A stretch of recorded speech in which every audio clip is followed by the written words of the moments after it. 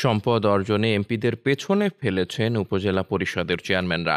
৫ বছরে অস্থাবর সম্পদ বৃদ্ধিতে একজন উপজেলা চেয়ারম্যানের সম্পদ বৃদ্ধির হার ৪,২০০% বেশি, আর সংসদ সদস্যদের সম্পদ বৃদ্ধির হার ছিল সর্বোচ্চ ৩,০৬৫%। সোমবার ধানমন্ডির টিআইবির কার্যালয় উপজেলা নির্বাচনের প্রথম ধাপের প্রার্থীদের হলফনামা বিশ্লেষণ করে সব তথ্য জানিয়েছে সংস্থাটি। টিআইবি জানায়, চেয়ারম্যান ও ভাইস চেয়ারম্যানের প্রার্থীর মধ্যে ১১৭ জন কোটিপতি, যেখানে ৫৬০ জন চেয়ারম্যান প্রার্থীর মধ্যে ৯৪ জন কোটিপতি। এছাড়া ৬১১ ভাইস চেয়ারম্যানের মধ্যে ১৭ জন ও ৪৩৫ জন মহিলা ভাইস চেয়ারম্যানের মধ্যে ৬ জন কোটিপতি প্রার্থী এই নির্বাচনে প্রতিদ্বন্দ্বিতা করছেন। পেশা হিসেবে চেয়ারম্যান পদপ্রার্থীদের ৭০% ব্যবসায়ী, ভাইস চেয়ারম্যান পদপ্রার্থীদের প্রায় ৬৭% ও নারী ভাইস চেয়ারম্যান পদপ্রার্থীদের ২৪% ব্যবসাকে পেশা হিসেবে দেখিয়েছেন। সংবাদ সম্মেলনে ট্রান্সপারেন্সি ইন্টারন্যাশনাল বাংলাদেশের আউটরিচ অ্যান্ড কমিউনিকেশন বিভাগের পরিচালক মোহাম্মদ তৌহিদুল ইসলাম মূল প্রবন্ধ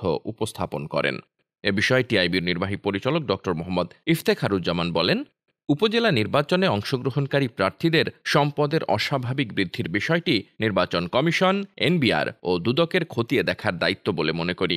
তিনি আরও বলেন, আমরা দেখেছি প্রথম ধাপে প্রথম পর্বে মন্ত্রী এমপিদের ১৩ জন স্বজন নির্বাচন করছেন। প্রথম ধাপেই চেয়ারম্যান, ভাইস চেয়ারম্যান ও মহিলা ভাইস চেয়ারম্যান পদে ২৬ প্রার্থী বিনা প্রতিদ্বন্দ্বিতায় নির্বাচিত হয়েছেন।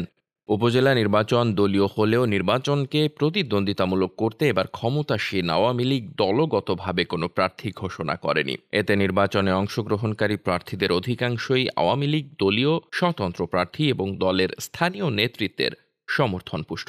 বিএনপি এ নির্বাচন বর্জনের ঘোষণা দিলেও দলটি স্থানীয় প্রার্থীদের আটকাতে পারেনি। আগ্রহী প্রার্থীরা স্বতন্ত্র নির্বাচন করছেন। Desk report, বার্তাবাজার।